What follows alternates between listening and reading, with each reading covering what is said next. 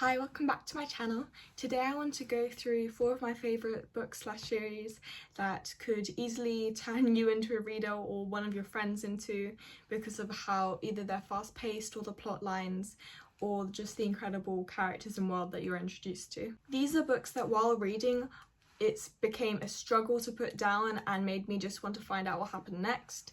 3 of these are series, which means that if you want something that can be more long-term for you to read, that'll be really helpful. And then one of these is a standalone book, but it's still really incredible to read and completely mind-changing. It's also kind of obscure as well, if you're looking for something that's not as hyped up on something like TikTok. So the first book I'd like to recommend to you is called The Inheritance Games by Jennifer Lynn Barnes.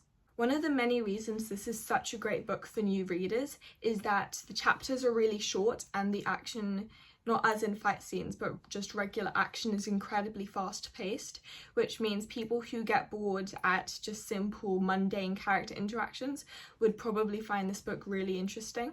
Within the first 3 or so chapters of the book, the plot begins moving, which means you don't have, as in fantasy, chapters upon chapters of world building, but you can get right in deep with the plot as soon as you start. A plot that has many twists within the 3 books of the series. However, if you wanted to keep reading, she does have 2 follow-up books called The Brothers Hawthorne and then The Grandest Game, and then I think there's another one coming out soon called Games Untold.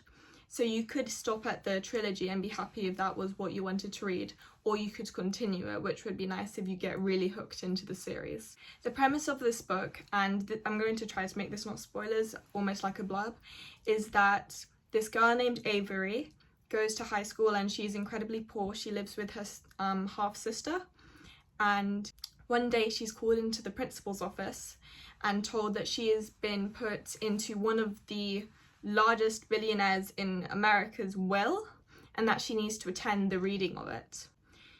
And then you kind of see how it unfolds. You get lots of billionaires in this, which I find really fun to read about because of all the weird extravagant things they buy.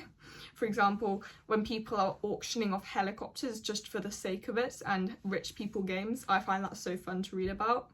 And a reason I think this book is so good for new readers is that my best friend, who doesn't not like to read, I recommended this book to her, and she read the first one in a week, while this took her over a year to read the Harry Potter series.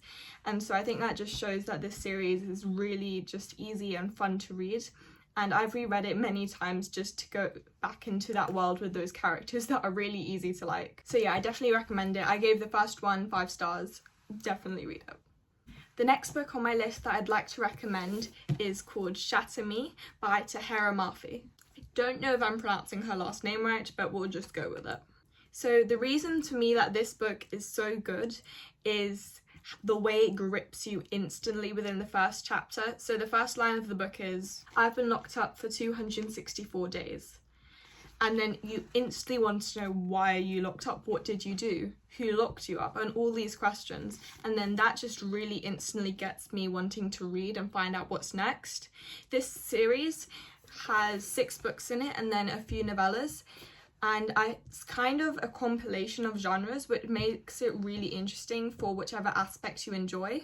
And if you enjoy these genres, then seeing them combined together is really great to read about because it's not very common. And those 3 genres are dystopian, which is I think how it's mostly advertised, but then it also does have fantasy and romance elements in it, especially further along in the books. We also have an unreliable narrator in this book, which is one of my favourite tropes, if you can call it that.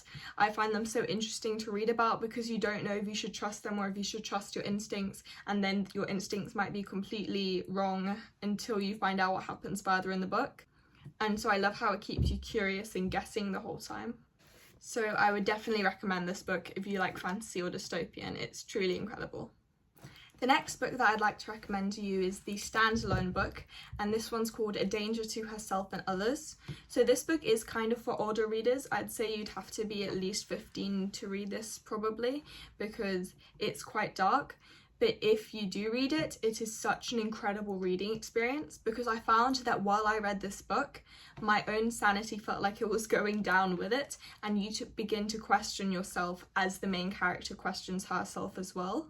She is, again, a very unreliable narrator, which I love completely.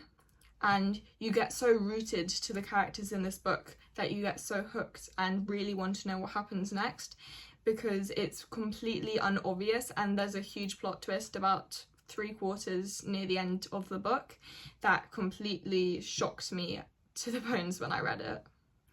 In addition, it's also an unfamiliar environment because this girl is in this mental asylum, and I've been trying to look for more books that kind of gave me the same vibe as this one, and I just could not find any because it seems like quite a rare one. This one book that I thought was kind of similar in vibe was called Paperweight, if you look for something after this and you enjoyed this one, so I'd recommend that one. And this book is by Meg Haston. I would research any trigger warnings for this one though before you start reading this, because it's, again, for older readers. But if you do, please let me know, because I'd love to talk to someone about this. It's such an incredible read. And then the last book on my list, that's also by Jennifer Lynn Barnes, is called The Naturals. And this is apparently one of her older series.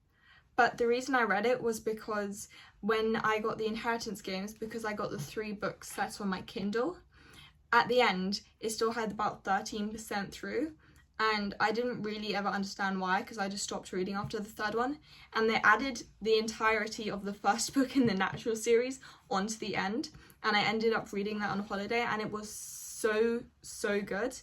We're following this main character named Cassie, who is very good at observing people, and by seeing these small little details about them, she can find out what choices they would make, all these facts about them just by plain observing them, which is really interesting because they have these powers but they're not super magical. Like, they are things that realistically could exist in the world, just don't often we read about them. It's really fun to read about child prodigies, though they're probably about 16 in this book, I think. Let me check. Okay, so 17 years old, and I think the others are about the same age.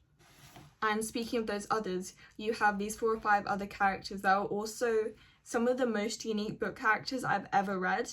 They're so, like, they each have their own really unique personality traits. For example, there's this one girl who is incredible with numbers and statistics, and she understands these numbers and statistics more than people. And then another one who is both an incredible liar and can always tell when you're lying. And she has this sass and arrogance to her, but it's all just a front, and it's so fun to read about characters this way and how they interact with each other, especially when they're in this academy style environment.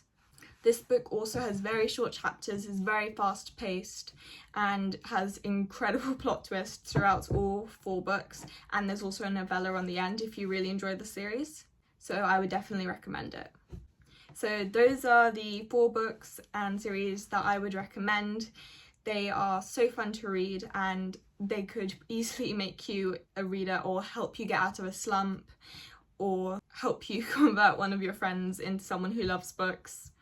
Thank you so much for watching. Let me know if you've read any of these, and if you do, tell me what you thought about them, and I'll see you in the next video.